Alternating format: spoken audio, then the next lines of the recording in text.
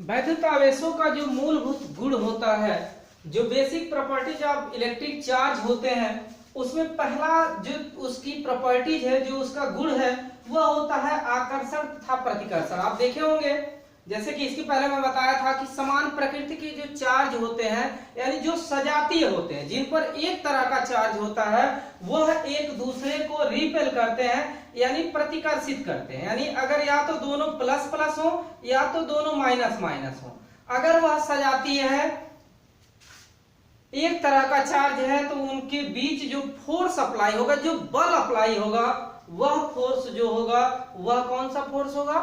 प्रतिकर्षण का होगा। लेकिन अगर दोनों पर, एक पर प्लस एक पर माइनस, जैसे आपने देखा था कांच की छड़ और एवोनाइट की छड़।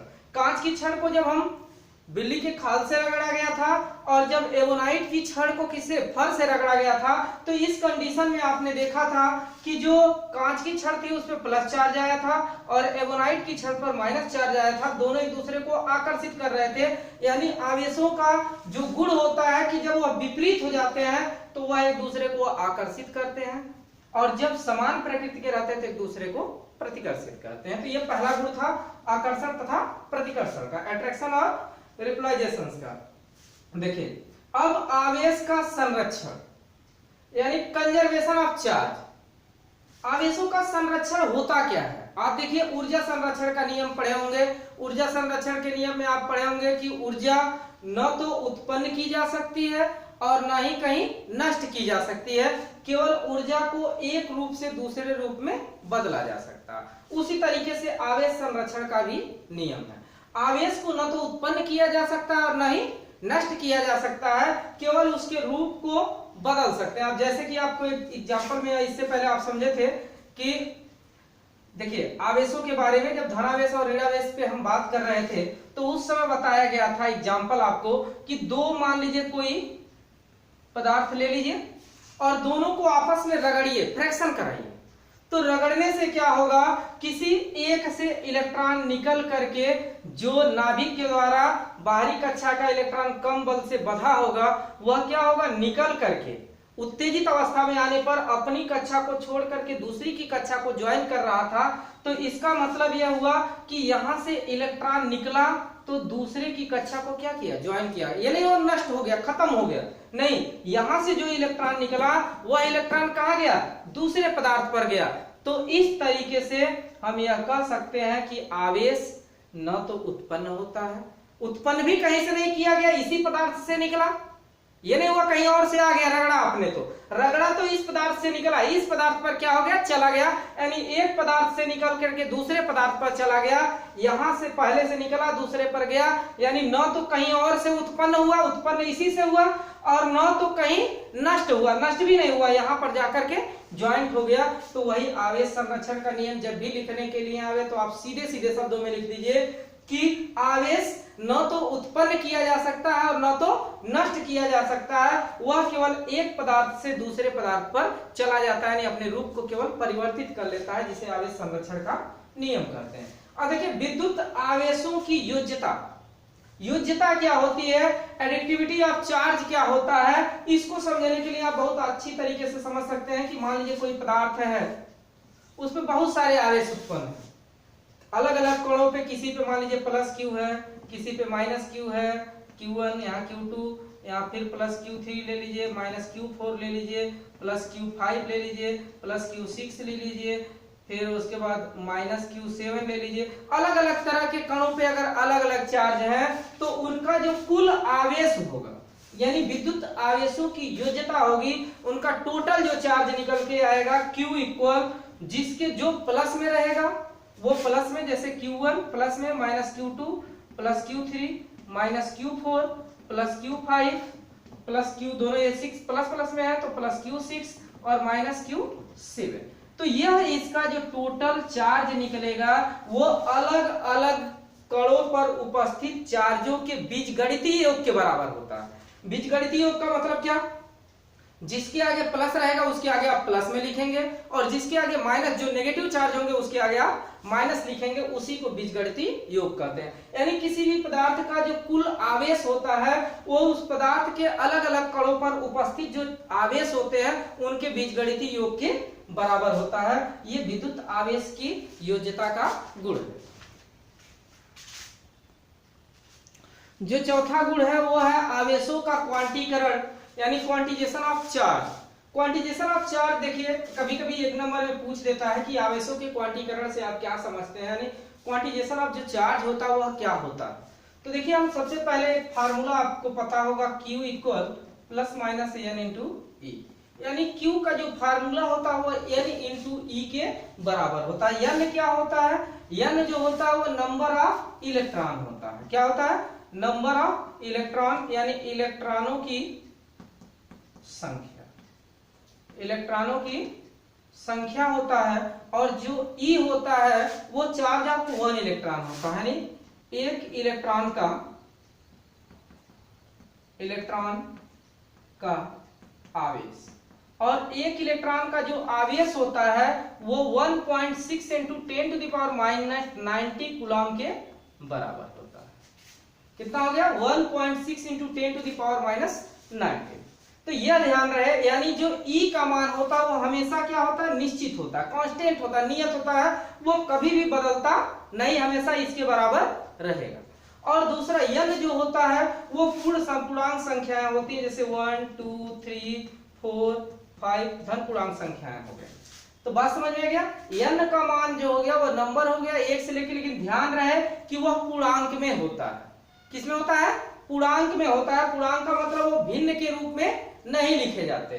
तो इस तरह के जो इलेक्ट्रॉन का जो चार्ज होगा, जैसे देखिए जो इलेक्ट्रॉन का किसी भी आवेश का जो कुल चार्ज होगा Q इक्वल, वह या तो प्लस माइनस 1 इलेक्ट्रॉन होगा, या तो प्लस माइनस 2 इलेक्ट्रॉन होगा, या तो प्लस माइनस 3 इलेक्ट्रॉन होगा, या तो प्लस माइनस 4 इलेक्ट्रॉन, या प्लस माइनस 5, यानी डेट जो भी होगा यह किसके रूप में होगा, पूर्णांक के रूप में होगा। एक इलेक्ट्रॉन का चार्ज मतलब इससे रख करके आप गुणा कर लेंगे।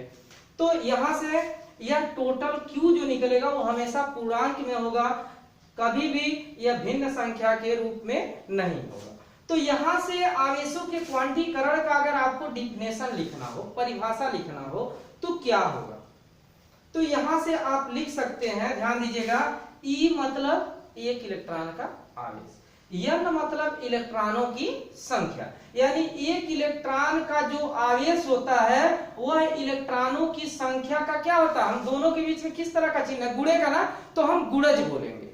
तो इस तरह से एक इलेक्ट्रॉन का आवेश इलेक्ट्रॉनों की संख्या का गुणज, और दोनों का टोटल ले लिया जाए तो क्या होता है, कुल आवेश। यानी यहां से डिफिनेशन को हम समझेंगे तो अच्छी तरीके से समझ सकते हैं कि किसी भी पदार्थ का या किसी भी पदार्थ का कुल आवेश, किसी पदार्थ का या किसी द्रव्य का वह कुल आवेश जो होता है, उस पदार्थ में उपस्थित एक इलेक्ट्रॉन, उस पदार्थ के एक इलेक्ट्रॉन के आवेश का, एक इलेक्ट्रॉन का आवेश उसके संख्या का गुणज होता है। या यूं कह लें कि किसी पदार्थ पे उपस्थित कुल आवेश उस पदार्थ में उपस्थित इलेक्ट्रॉनों की संख्या का एक इलेक्ट्रॉन के आवेश का गुना होता है। यानी एक इलेक्ट्रॉन के आवेश का N गुना होता है उस पर उपस्थित कुल आवेशों की मात्रा, और N का मान इनमें से कोई भी लिख सकते हैं। यानी ऐसे भी कह सकते हैं कि किसी पदार्थ का संपूर्ण आवेश जो होता है उस पर उपस्थित एक इलेक्ट्रॉन के आवेश का N गुना होता है, क्योंकि यहाँ पे N दिया गया है। तो इस तरीके से इसके डिफिनेशन को हम समझ सकते हैं कि आवेशों का क्वांटीकरण क्या होता है। कभी कभी एक कूलम की परिभाषा पूछी जाती है, यानी Q इक्वल N इंटू ई होता है ना, Q इक्वल N इंटू ई होता है। तो यहां से कभी कभी पूछा जाता है कि एक कूलम की परिभाषा लिखिए। तो एक कूलम होता क्या है, यहां से आप समझिए कि Q का मान 1 आएगा कब, क्योंकि Q का ही मात्रा कूलाम होता है, तो एक कूलाम का मान 1 कब आएगा। तो इसके लिए अगर हम यहाँ पे समझ लें कि कूलाम, Q का एक और डिफिनेशन आप देख सकते हैं यहाँ पे, Q का एक और डिफिनेशन नहीं, फार्मूला, Q इक्वल होता है, नहीं, I इक्वल होता है Q बाई टी। और यहां से अगर हम फार्मूले को निकालें तो Q equal I into T होता है। I मतलब किस चालक में प्रवाहित धारा होती है और T मतलब समय होता है। यानी I का मान है, I विद्युत धारा है, धारा, यहाँ आवेश का यह भी सूत्र होता है, इंटू Q मतलब समय, और यह वैद्युत आवेश है, वैद्युत आवेश। यानी वैद्युत आवेश का मान अगर 1 कूलाम आपको लाना है तो विद्युत धारा को भी 1 करना पड़ेगा, समय को भी 1 करना पड़ेगा। अगर 1 एम्पियर की धारा, एम्पियर 1 सेकेंड तक बह जाए, यानी 1 सेकेंड तक प्रवाहित हो जाए, तो उसका जो वैद्युत आवेश होगा वो 1 कूलाम के बराबर हो जाएगा। यानी I इक्वल अगर 1 एम्पियर हमने मान लिया और T इक्वल 1 सेकेंड मान लिया, तो उस कंडीशन में जो विद्युत आवेश Q होगा वह 1 कूलाम के बराबर होगा। तो यहां से अगर 1 कूलाम का डिफिनेशन आपको देना हो तो इस तरीके से लिख सकते हैं कि किसी भी चालक में 1 एम्पियर की धारा यदि 1 सेकेंड तक प्रवाहित होती है तो उसका कुल आवेश जो होता है वो 1 कूलाम के बराबर होता है। वैद्युत आवेशन की विधि हम पढ़ेंगे। देखिए वैद्युत आवेशन यानी मेथड ऑफ चार्जिंग, किस तरीके से हम किसी भी जो पदार्थ होता है उसको हम किस तरीके से चार्ज करते हैं, आवेशित करते हैं, उस पर चार्ज हम डालते हैं। उसके लिए सिस्टम्स हैं। पहला जो सिस्टम है वो चालन विधि यानी कंडक्शन मेथड।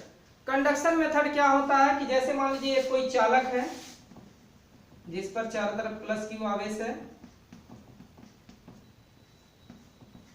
और हमने क्या किया, इसी को टच करा करके दूसरा भी चालक क्या कर दिया, रख दिया। बिल्कुल ये दोनों एक दूसरे को टच कर रहे हैं, एक दूसरे को छू रहे हैं, तो जो चार्ज पहले वाले पदार्थ पर रहेगा वही चार्ज दूसरे वाले पदार्थ पर भी चला जाएगा। कंडीशन क्या होना चाहिए कि दोनों एक दूसरे से टच होने चाहिए, एक दूसरे को सटा करके रखे गए हों, तब दोनों एक दूसरे को टच करते हैं। इस कंडीशन में जो वैद्युत चालन होता है, पहले पदार्थ पर जो चार्ज होता है वही चार्ज दूसरे पदार्थ पर भी चला जाता है। दूसरा देखिए प्रेरण विधि यानी इंडक्शन मेथड। इंडक्शन मेथड क्या होता है कि जब दो तरह के चालक हम लेते हैं, देखिए पहला चालक हो गया जिस पर मान लीजिए माइनस आवेश है, चारों तरफ माइनस आवेश है, और इसके पास एक और हम चालक को लेते हैं जो इसमें टच नहीं करता, इसके कुछ दूरी पे हो, यानी इसके कारण जो वैद्युत क्षेत्र उत्पन्न हो रहा है उसके भीतर ही हो, लेकिन एक दूसरे को टच न करता हो, एक दूसरे को स्पर्श न करता हो, तो इस तरह से उसमें प्रेरण का गुण आता है। यानी इस प्रेरण के गुण की वजह से पहले वाले चालक पर जो आवेश होगा उसी का विपरीत यानी उल्टा चार्ज दूसरे वाले चालक पर जाएगा। यानी पहले वाले पर अगर माइनस है तो दूसरे वाले पर कौन सा चार्ज जाएगा, प्लस जाएगा, और अगर पहले वाले पर प्लस रहेगा तो दूसरे वाले पर माइनस। ध्यान देंगे दोनों कंडीशनों में। पहले कंडीशन में क्या है कि जब दोनों टच करेंगे तो जो चार्ज पहले होगा वही चार्ज दूसरे पर भी होगा, और जब दोनों एक दूसरे से दूर हटेंगे तो प्रेरण की वजह से जो पहले पर चार्ज होगा दूसरे पर उसका उल्टा चार्ज उत्पन्न होगा। देखिए नेक्स्ट थर्ड वाला क्वेश्चन घर्षण फ्रिक्शन का। तो इसमें चार्ज वस्तुएं कैसे होती हैं आपको बताया गया था, अभी इसके पहले ही आप पढ़े कि दो तरह की कोई पदार्थ हो और इनको अगर हम रगड़ते हैं, आपस में रगड़ करते हैं, तो नाभिक से दूर की कक्षाओं के जो परमाणु होते हैं, जो इलेक्ट्रॉन होते हैं, वो कम नाभिकीय बल से बंधे होने के कारण अपनी कक्षा को, पहले की कक्षा जब रगड़ते हैं तो उसको एक्स्ट्रा एनर्जी मिलती है, जिससे ये उत्तेजित अवस्था में आकर अपनी कक्षा को छोड़ करके दूसरे कक्षा में चले जाते हैं। तो जिससे पदार्थ निकलता है उस पर धन चार्ज, और जिसमें जाकर के वो जुड़ता है उसमें ऋण चार्ज उत्पन्न हो जाता है। तो इस तरीके से आप 3 विधियां देखा वैद्युत चालन की, कि एक चालन विधि जो सीधे सीधे संपर्क में रखी गई हो, प्रेरण का मतलब थोड़ी दूरी पर रखे गए हो, और घर्षण का मतलब जब हम रगड़ उत्पन्न करते हैं तो उनमें इन तीनों सिस्टमों से जो पदार्थ होता है उस पे चार्ज उत्पन्न होता है। नेक्स्ट हेडिंग होगी हमारी चालक एवं विद्युत रोधी प्रभाव पदार्थ, यानी कुछ पदार्थों के बारे में हम बात करेंगे जो चालक होते हैं या अचालक, जिनको हम विद्युत रोधी, जिसमें इलेक्ट्रिक फ्लो न होती। देखिए सबसे पहले लाइन वाइज समझ लेते हैं। चालक, कंडक्टर क्या होता है? चालक मतलब होता है जिसमें विद्युत आसानी से प्रवाहित हो सके, जिसमें इलेक्ट्रिसिटी आसानी से जा सके। खासतौर से जो मेटल होते हैं वो वैद्युत के क्या होते हैं? चालक होते हैं। यानी जैसे मान लीजिए कॉपर हो गया, जिंक हो गया, ऐसे बहुत सारे तत्व हैं, Fe में भी, लोहे में भी। इन सब चीजों में क्या होता है? Au, Ag जो होता है, चांदी जो होता है, ये सब चीजें क्या होती हैं? चालक कहलाती हैं। यानी इसमें इलेक्ट्रिसिटी आसानी से प्रवाहित होती है, विद्युत धारा आसानी से इसमें फ्लो होता है, तो इसलिए इन्हें हम क्या कहते हैं? चालक कहते हैं। विद्युत रोधी यानी जिसमें विद्युत प्रवाहित न हो। जैसे मान लीजिए आपने ले लिया, जैसे आप ले सकते हैं किसी भी ब्रेंच को ले सकते हैं आप, यानी लकड़ी के बने हुए मटेरियल जो फर्नीचर होते हैं, वो भी फर्नीचर में जिसमें लकड़ी के मटेरियल लगे होते हैं वो हो जाएंगे आपके। फिर प्लास्टिक हो जाएगा, प्लास्टिक हो जाएगा, लकड़ी का बना हुआ मटेरियल हो जाएगा, ब्रेंच, मेज, कुर्सी, जो भी लकड़ी के बने होंगे, प्लास्टिक के बने होंगे, उसमें विद्युत धारा आसानी से, उसमें विद्युत धारा प्रवाहित नहीं होगी। उन्हें हम इंसुलेटर बोलेंगे, विद्युत रोधी पदार्थ बोलेंगे या अचालक बोलेंगे। परावैद्युत क्या होता है? कुछ ऐसे भी पदार्थ होते हैं जिनमें बिना वैद्युत प्रभाव के उसमें वैद्युत आवेश प्रवाहित होता है, यानी वैद्युत प्रभाव नहीं हो रहा, उसमें इलेक्ट्रिसिटी हम नहीं दे रहे हैं, फिर भी उसमें आवेश का प्रवाह होता है। जैसे कि आपने पढ़ा कि जो कांच की छड़ होती है उसको जब हमने रगड़ा तो वह क्या हुआ? छोटे छोटे चीजों को, जैसे कागज के टुकड़े थे और चीजों को वो अपनी ओर खींचने लगा। तो इस तरह का जो गुण आ जाता है उस जिन पदार्थों में, उन्हें परावैद्युत पदार्थ कहते हैं। यह खासतौर से प्लास्टिक वाले वस्तुओं में आता है। और इसके साथ साथ ये कागज वगज के टुकड़े को अपनी ओर आकर्षित करता है, तो कागज को भी ले सकते हैं, कांच को भी ले सकते हैं, एबोनाइट को भी ले सकते हैं। ये सभी क्या है? परावैद्युत पदार्थ है। देखिए अर्धचालक क्या होता है? सेमीकंडक्टर क्या होता है? अर्धचालक जो होता है, कुछ ऐसे पदार्थ होते हैं जिनकी चालकता बहुत कम होती है, उसमें वैद्युत प्रवाह तो होता है लेकिन बहुत कम होता है, लेकिन उसमें कुछ अपद्रव्य मिला देने से, अलग पदार्थ मिला देने पे उनकी चालकता बढ़ जाती है। इसको आप जब मॉडर्न फिजिक्स पढ़ेंगे उसमें बहुत अच्छे तरीके से समझेंगे, क्योंकि टोटल इसी पे बेस्ड होगा जो चीजों को हम पढ़ेंगे। तो सेमीकंडक्टर के बारे में हम बता दे रहे हैं खासतौर से। देखिए जब चार संयोजकता वाला तत्व, जैसे 4 संयोजकता, जब 4 संयोजकता वाला तत्व होगा, संयोजकता वाला तत्व, तो 4 संयोजकता वाले तत्व मतलब कार्बन हो गया, सिलिकॉन हो गया, जर्मेनियम हो गया। इन सब चीजों में अगर हम या तो 3 संयोजकता वाले अपद्रव्य को मिला दें या तो 5 संयोजकता वाले अपद्रव्य को मिला दें, जैसे या तो तीसरे ग्रुप के तत्वों को मिला दें, जैसे एल्युमिनियम को हमने ले लिया, एल्युमिनियम को हम मिला देते हैं, या कोई भी 3 संयोजकता वाला तत्व इसमें मिला देंगे, तो 4 और 3 इसमें क्या हो जाएगा? 7 हो जाएगा। कितना हो जाएगा? 7। यानी बाहरी कक्षा में इलेक्ट्रॉनों की संख्या कितनी होगी? 7 होगी। अभी भी इसको क्या होगी? एक इलेक्ट्रॉन की क्या होगी? जरूरत होगी, यानी एक इलेक्ट्रॉन के लिए इसमें जगह क्या होगा? खाली होगा।